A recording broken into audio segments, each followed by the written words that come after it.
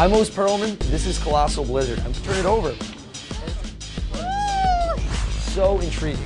You have a deck of cards. No deck switch. I want to put that out front. The same 52 cards are in play the whole time.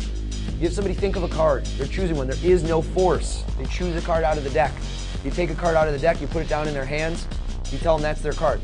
So what? That's not that amazing. But wait, the other cards, they're all blank. How did you do that? Okay, this is going to blow their mind. They turn over their card.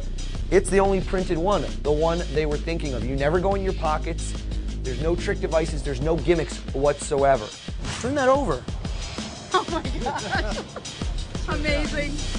All except for one. All except for something you're holding. Turn that one over. Take a look. Damn, that's a trip. Gosh, that's amazing. Is she good? Yes. I'm host Pearlman.